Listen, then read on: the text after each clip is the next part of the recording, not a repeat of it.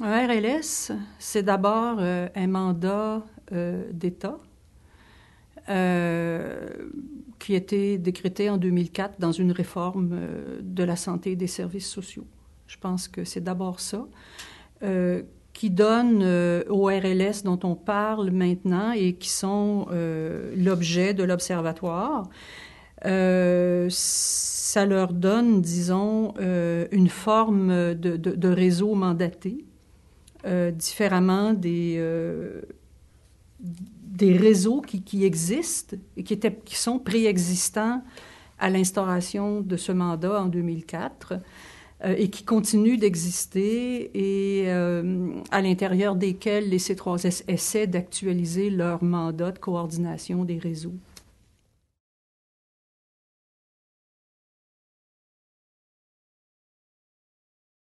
Je pense que ça a inscrit une préoccupation. En fait, deux préoccupations. La première, qui est celle des services, et là je ne parle pas de la santé publique et de la promotion de la santé, mais je parle bien des services aux individus, de sortir d'une logique de clientèle, c'est-à-dire ceux qui se présentent, pour essayer de travailler dans une logique des besoins d'une population. Bon, je pense que c'est encore théorique. Je ne suis pas certaine qu'on soit parvenu à sortir tellement de cette logique-là. En même temps, il y a déjà des programmes où les CLSC étaient engagés, où on avait déjà une approche populationnelle, c'est-à-dire définir des populations cibles et essayer de rejoindre ces populations sur la base des besoins. Les CIP, par exemple. Bon, c'est un exemple de ça. Ce que ça ajoute aussi, cette perspective populationnelle, c'est de formaliser le mandat des C3S en santé publique, en promotion de la santé en particulier. Et je vois bien dans la littérature produite par l'Observatoire qu'on veut beaucoup définir les RLS, les réseaux, comme étant la manière par laquelle les C3S vont essayer d'agir sur les déterminants sociaux, en particulier de la santé. Bon, c'est intéressant, là, mais pour moi, c'est encore beaucoup au niveau de la rhétorique, au niveau de la vision, mais je ne pense pas que il y ait beaucoup de plus qui est fait en C3S que ce qui se faisait avant en CLSC, en santé publique, en promotion de la santé, depuis l'instauration des RLS, là. Je serais curieuse de voir, par exemple, dans l'observatoire qui a été construit et l'ensemble des cas qui sont répertoriés là, combien sont nés d'un RLS et combien ont été, je dirais, identifiés RLS par les C3S pour illustrer, mais que ces initiatives-là sont nées par ailleurs du mouvement communautaire ou de d'autres partenaires bon, et qui serait né, pareil, sans le mandat formel de l'État, je veux dire.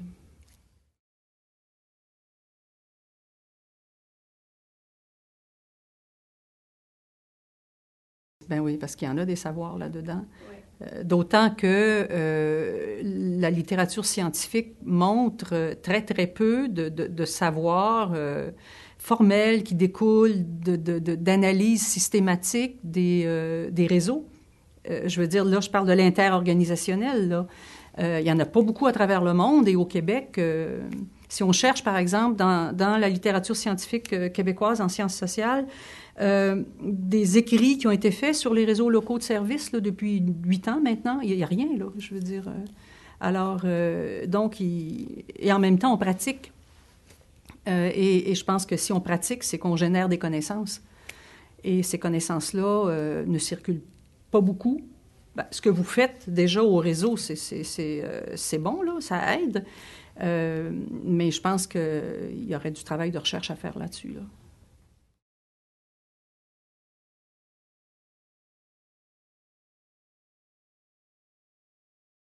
C'est justement, quand je dis qu'il n'y a pas de travaux de recherche là-dessus, c'est difficile de se prononcer. Parce qu'on ne le sait pas. En tout cas, moi, je ne le sais pas. Je ne pratique pas en C3S. C'est probablement à configuration variable. Mais je reviens un peu à l'image, la figure qui est présentée du C3S au centre d'un ensemble d'acteurs comme étant le coordonnateur. La réalité est immensément plus complexe que ça. Dans un travail de recherche qu'on fait depuis 2010, on a essayé de cartographier justement toutes les instances de concertation dans des territoires locaux de table de quartier à Montréal. Et on ne voit pas cette figure simple où on a le C3S au milieu avec des partenaires qui lui sont reliés en bilatéral, là. Ça, c'est une vue, en fait, qui ne correspond pas à la réalité. Tu sais, dans le sens que les réseaux existaient avant la création de ce mandat. Les C3S essaient de se positionner, mais les CLSC étaient déjà positionnés dans ces réseaux-là. Et ces réseaux-là sont multiformes. Des fois, on peut voir, par exemple, dans les études qu'on a faites, on peut voir des configurations où, admettons, la table de quartier peut être un pôle assez central autour duquel gravitent beaucoup de sous-comités, de sous-tables, bon, tout ça. Et on a d'autres configurations assez éclatées où on a ce que certains ont appelé des ions libres, hein, qui se promènent, qui sont... Alors, mais nulle part on a vu le C3S comme étant le pôle central d'une configuration de réseau, là. Il y a de multiples réseaux sur une base territoriale qui eux-mêmes sont reliés à des réseaux régionaux, provinciaux, qui, eux aussi, à ces autres paliers, il y a là aussi des configurations de réseaux et interréseaux très complexes. Et même maintenant, au palier central, on a aussi ce même mode de fonctionnement en réseau de plus en plus parce que il fut un temps, jadis, dans les années 80, où on disait l'action intersectorielle, elle se passe au palier local, alors que le central peut se contenter de travailler par secteur de l'administration publique. Mais on n'entend plus ça maintenant. Maintenant, on est vraiment dans une logique où, au palier ministériel aussi, on essaie de travailler l'interministériel, on essaie de faire des politiques gouvernementales intégrées, on essaie d'intégrer la santé dans les différentes politiques, on a comme différentes modalités d'intégration.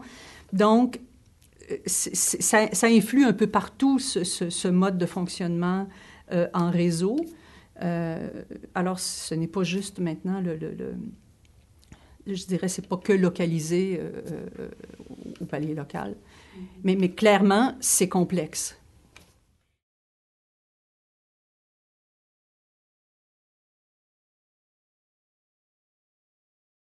Il y a une chose il y a une question qui avait amené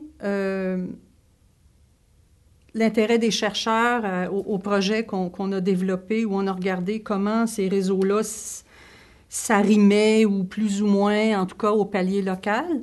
C'était l'idée de comment les programmes publics qui financent des actions qui doivent être déployées sur une base intersectorielle, comment ces programmes-là sont eux-mêmes sectorisés, ou comment ils pourraient devenir moins sectorisés.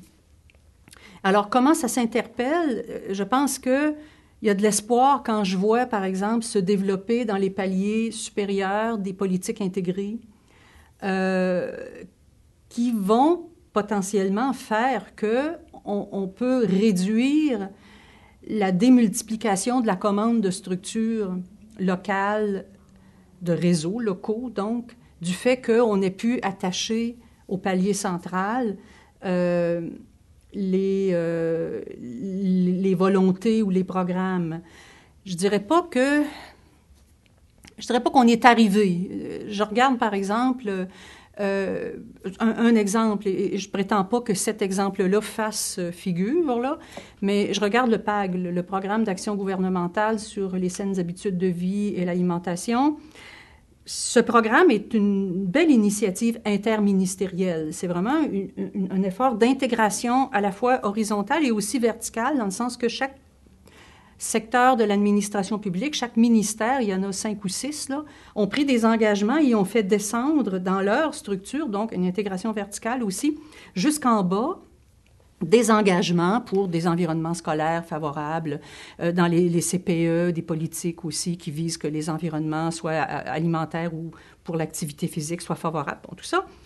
Donc, on a une intégration horizontale au palier ministériel, on a une intégration verticale de haut en bas dans l'appareil de chacun des ministères, mais on arrive avec une réalisation qui est quand même encore assez sectorisée. Je veux dire, on n'a pas, par exemple, réduit la demande de structures locales avec ça. On a créé, par exemple, Québec en forme, qui est la structure publique philanthropique qui finit par faire descendre beaucoup le financement dans la réalisation de ça, ce qui fait que finalement, on a comme créé une structure locale additionnelle autour de Québec en forme puis au palier régional aussi, pour administrer ce programme. Alors, et chacun des secteurs au palier régional et au palier local aussi administre une partie de ce programme, et il n'est pas né là non plus, je dirais, d'innovation intersectorielle. Et je pense que on n'est probablement pas rendu là dans le sens où il y a beaucoup de travail sectoriel à faire pour les environnements favorables aux saines habitudes de vie et à l'alimentation avant d'arriver à de l'intersectoriel. Par exemple, comment le municipal a la responsabilité, disons, du périmètre de l'école pour le déplacement sécuritaire et actif des enfants. Il est capable de faire ça tout seul. Comment l'école a la responsabilité de la qualité de sa cour d'école. Alors, on n'est pas obligé de faire de l'intersectoriel tout le temps non plus. Il y a du travail sectoriel à faire, mais c'est juste pour dire que il y a pas eu là, je dirais, une réduction de la demande de structures ou de réseaux au palier local parce qu'on a créé une structure parallèle de haut en bas pour administrer ce financement-là, finalement.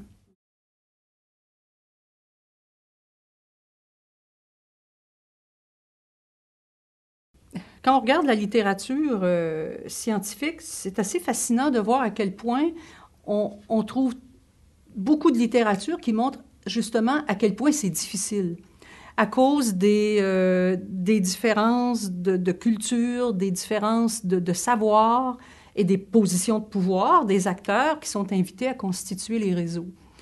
Et ça, il y a une méta-analyse, par exemple, que je lisais il n'y a pas longtemps, pas une méta-analyse, une recension systématique qui arrivait à la conclusion que c'était une tâche extrêmement difficile que de faire fonctionner de manière efficiente ce genre de réseau. Il y a eu très peu de travaux de recherche, d'ailleurs, qui ont été faits sur l'efficience même de ce fonctionnement. On dit toujours c'est incontournable, on dit c'est l'unique façon de s'adresser à des problèmes complexes.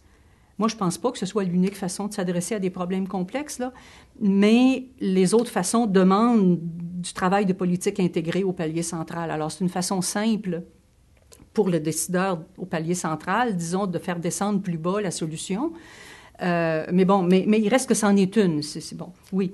Et d'autant qu'on part dans les sociétés avancées de structures, d'instances qui sont déjà en place et largement sectorisées. Je veux dire, l'intersectoriel, c'est des solutions administratives pour traverser des frontières qui sont structurées depuis 50 ans, 60 ans, depuis l'avènement de l'État moderne, si on veut, si on le place au Québec depuis la Révolution tranquille, mettons.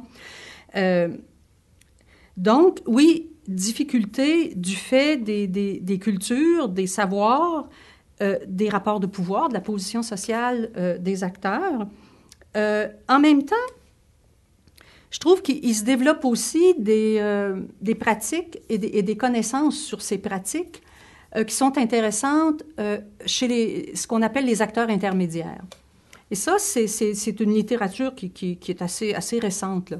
Mais de voir comment, par exemple, des acteurs peuvent travailler je dirais, le contact et l'interférence entre ces zones qu'on essaie de faire coopérer.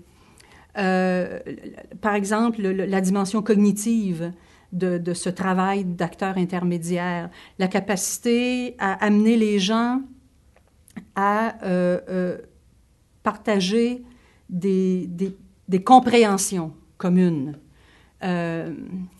C'est le même travail des médiateurs, souvent, dans les conflits. Essayer de faire qu'on n'est pas d'accord sur une chose, OK, mais on s'entend au moins sur la chose sur laquelle on n'est pas d'accord. On arrête de faire des interprétations un peu, je dirais, biaisées, mais on essaie d'arriver à une forme autour de laquelle on dit, voilà, on n'est pas d'accord sur la manière de l'interpréter, mais la donnée, elle est là. Donc, beaucoup de travail de ces intermédiaires qui est de construire du langage commun. Et ça, c'est utile quand on essaie, par exemple, de cerner des enjeux complexes, là. Donc, ce travail au niveau de la mise en commun de savoirs sur lesquels on s'entend, ça, c'est le premier travail. Le deuxième travail de ces acteurs intermédiaires, il est stratégique. Il est à essayer de faire converger vers des consensus ou vers des compromis ou vers quelque chose sur lequel on finit par s'entendre. Et il faut comprendre que dans beaucoup de ces exercices-là, les acteurs finissent par réaliser qu'ils n'ont pas intérêt à rester assis sur le banc. Il faut qu'ils aillent jouer, puisqu'il y a un jeu. Et l'acteur intermédiaire a beaucoup de travail de ce type-là à faire. Et il y a tout un travail logistique qu'on néglige souvent, mais qui est intéressant. Et ça, ce travail logistique-là a beaucoup été mis en relief dans des travaux récents, entre autres qui ont été faits ici au Québec par Carole Clavier, qui a repris des modèles autour des rôles, par exemple, autour des savoirs et des rôles stratégiques. Et en regardant le travail, justement, de Jocelyne Bernier, et que Chantal Lefebvre faisait aussi, ici au CAU, bon, et qui a mis en relief le rôle logistique, la tenue des agendas, des agendas et des calendriers, si on veut, là, l'agenda dans le sens de l'ordre du jour, ou enfin, l'agenda en français, c'est le calendrier. Alors, il ne faut pas se mêler, là, on va effacer ce petit bout-là, là. Mais donc, la tenue de l'agenda et la tenue de l'ordre du jour. Et ça, c'est fondamental pour amener les gens, et la tenue aussi du monde ensemble, la tenue du réseau, de garder des contacts bilatéraux avec chacun pour que chacun demeure engagé dans quelque chose qui s'étale sur une grande durée et où des gens, par ailleurs, ont toutes sortes d'occupations et de faire que ça se tienne dans le temps. Donc ça, ces rôles-là, ces trois rôles-là du travail des acteurs intermédiaires, on commence à les documenter et c'est des rôles fondamentaux. Et il y a aussi les rôles de leadership. Il n'y a pas de réseau qui fonctionne sans avoir une tête de réseau. Et ça, on commence à les documenter beaucoup aussi. Ces têtes de réseau qui ont l'importance d'être des acteurs légitimes aux yeux des autres. Ces acteurs qui assurent le leadership, donc les têtes de réseau, qui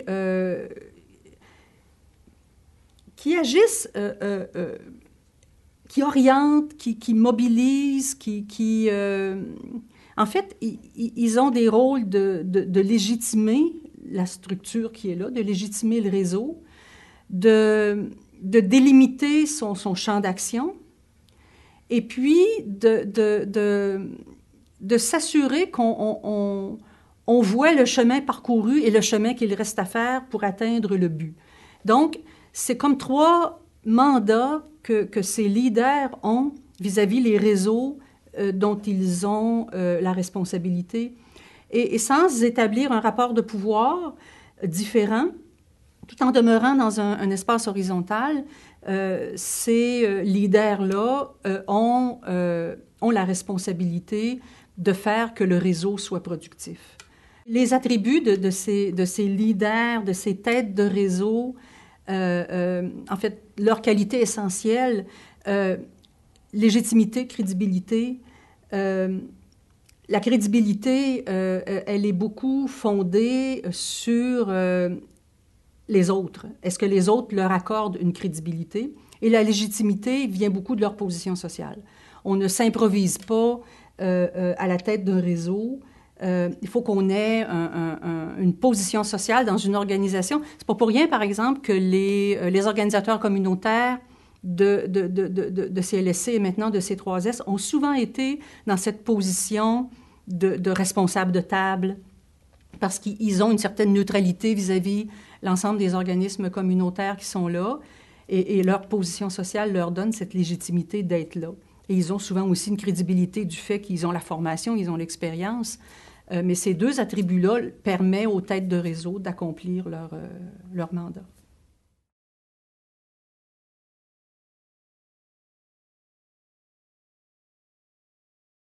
Ça remet en question l'idée qu'il y a dans ce mandat que le C3S doit toujours être à la coordination, c'est-à-dire à la tête du réseau. Ça ne m'apparaît pas évident, ça ne m'apparaît pas nécessaire.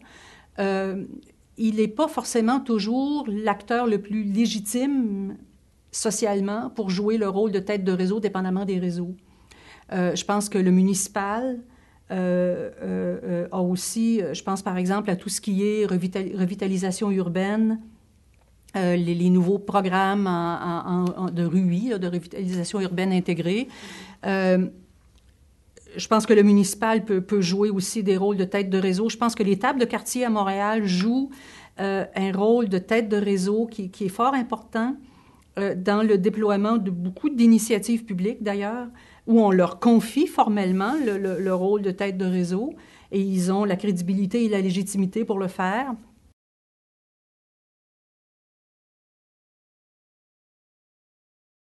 Ça dépend des domaines et ça dépend de... Parce que quand on parle de la santé puis qu'on parle des déterminants de la santé, là, on est la plupart du temps hors secteur traditionnel de la santé et des services sociaux. Là. On est dans toutes les dimensions de l'environnement bâti. On est dans les réseaux d'entraide. On est dans tout sauf la santé, finalement. La santé physique. Oui, ben, la santé comme on la connaît, c'est-à-dire les hôpitaux, et puis les cliniques médicales, et puis les pharmacies, et puis les C3S dans la plus grande partie de leur rôle d'hébergement, puis tout ça. Et puis, bon, services individuels. Il faudrait voir le relevé de ICLSC là, pour voir si ça a changé beaucoup depuis l'introduction des C3S et des mandats de RLS. Si comment dire, le spectre des interventions codées dans ICLSC a changé beaucoup. Je prends l'exemple du plan de lutte à la pauvreté de Montréal, disons. La Ville de Montréal joue un rôle important comme tête de réseau. La CRE, la Commission régionale des élus, ce sont des structures qui ont la légitimité. Elles ont le mandat d'État pour le faire. Bon. Pourquoi le C3S ne peut pas, de toute façon, jouer tous ces rôles-là? D'abord, il n'y a pas les ressources, il n'y a pas forcément la légitimité. Est-ce qu'il y aurait la crédibilité? Pas forcément non plus, mais il peut être un acteur contributif important parce que ces réseaux-là carburent avec de la compétence, avec des savoirs, avec des contributions effectives d'action, et là, ils ont leur part. Mais... Michel O'Neill avait fait, il y a plusieurs années de ça, un premier bilan des expériences de villes et villages en santé. Et la première chose qu'il soulignait comme problème, c'était de dire la santé, ils se pensent toujours comme étant le centre du monde. Ils ne sont pas capables de se concevoir comme contributifs à de l'action intersectorielle menée par d'autres secteurs. Et ça a beaucoup changé, je pense, depuis, là. Mais la question qui est posée là, en fait, la position du C3S comme étant le centre du réseau est archaïque dans ce sens-là.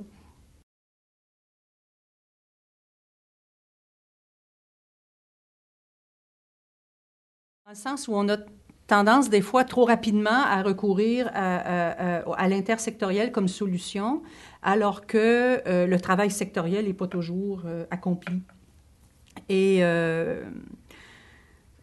je vais prendre un exemple que je connais bien parce que je viens de compléter des travaux de recherche dans le champ de la prévention des ITSS, des infections transmises sexuellement et par le sang, où on voit à quel point, par exemple, on peut bien focaliser sur l'intersectoriel dans le sens du secteur public et du secteur communautaire, mais on voit que le gros des problèmes est dans le secteur public, dans le sens où les services que le secteur public doit rendre ne sont pas rendus.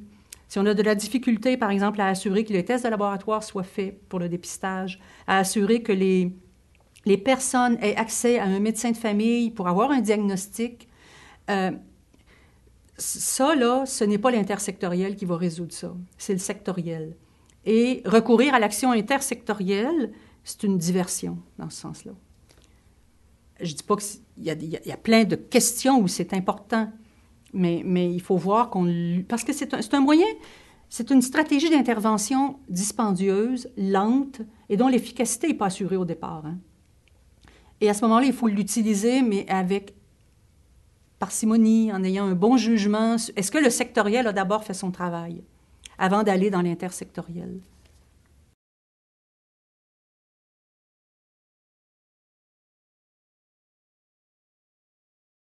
Dans le travail intersectoriel, l'innovation, elle est incontournable. C'est pour cela qu'on le fait. Si on avait les solutions dans le travail sectoriel, on n'aurait pas besoin de chercher par l'intersectoriel à agir autrement. Je ne dis pas qu'il n'y a pas d'innovation dans le sectoriel, au contraire. Là aussi, il y en a.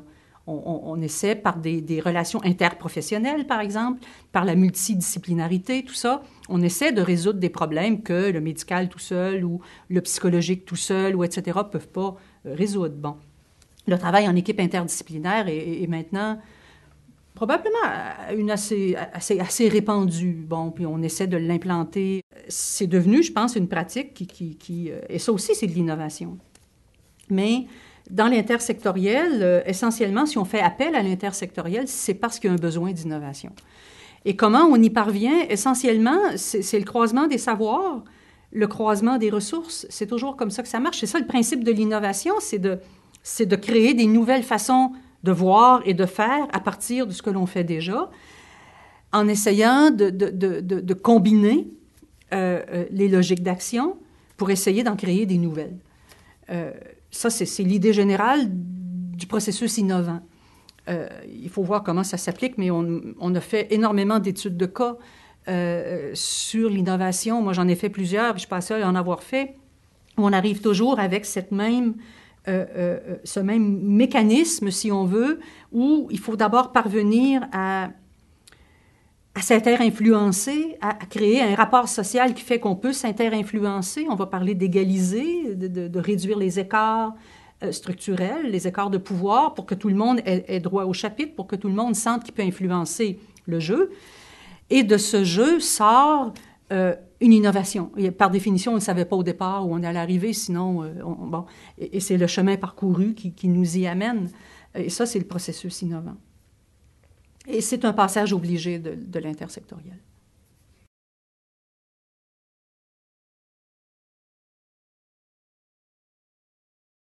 Ça dépend comment le C3S lui-même agit son rôle de coordonnateur. C'est à lui que revient de se positionner en vertu, je dirais, des connaissances acquises, parce qu'on sait, il y a assez de savoir maintenant sur cette question-là, que la synergie qui crée l'innovation n'arrive pas sans des rapports assez symétriques entre les acteurs. Et si on n'est pas capable de s'inscrire dans cette symétrie-là, je pense qu'on manque un peu, je dirais, de s'actualiser aux pratiques les plus prometteuses, là.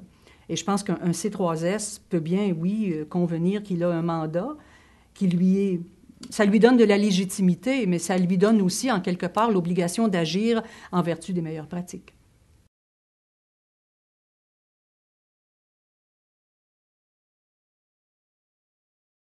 En fait, si on veut conclure sur comment un C3S doit prendre son mandat de réseau local de coordination, de réseau local de services, compte tenu de tout ce qui existe déjà, quand on dit ce mandat-là n'arrive pas sur un terrain vierge, il arrive sur un terrain déjà investi, où déjà beaucoup de réseaux existent, produisent. je pense que son premier rôle, c'est de prendre acte de ce qui existe, d'avoir une représentation la plus, je dirais, fidèle, si on veut, d'avoir une cartographie de son territoire et des réseaux qui sont déjà constitués, et de les fréquenter pour les connaître, savoir qui est où et quel réseau essaie de faire quoi, et de voir quelle est la contribution utile du C3S dans ces réseaux-là. Parce que, je veux dire, le C3S, il a un certain nombre de leviers d'action qui sont les programmes qui passent, disons, du ministère et qui finissent par aboutir par les C3S, qui sont des programmes publics, que ce soit les CIP, que ce soit dans le champ scolaire, bon, etc. Donc, c'est pour lui un levier d'action, mais il peut très bien aller agir avec ce levier dans des structures qui existent déjà. Il n'est pas obligé d'en reconstruire pour ces finalités-là. Parce que, en fait, dans les travaux de recherche qu'on a faits, quand on regarde, par exemple, les actions et les structures qui sont en place, une bonne partie, en fait, c'est moitié-moitié à peu près, de structures qui sont nées d'initiatives du milieu, qui sont donc des structures émergentes, et pour l'autre moitié, ce sont des structures dont les acteurs disent qu'elles sont issues de mandats pour administrer, pour implanter des programmes publics. Et c'est la même chose pour les actions. À peu près la moitié des actions qu'ils font, ils vont les considérer comme étant des actions émergentes, c'est-à-dire qu'ils sont nés de planification et de plans d'action des acteurs locaux à partir de leur propre lecture des besoins, et d'autres qui sont nés d'initiatives ou de programmes, disons, où l'impulsion vient, si on veut, des programmes publics qui amenaient aussi une certaine définition des problèmes et des solutions. Donc, on peut voir qu'ils arrivent, ces C3S, dans des milieux où il y a déjà de l'émergent, où il y a déjà du descendant. Et la stratégie la plus sage, je pense, c'est de prendre acte et de bien fréquenter avant d'essayer de transformer.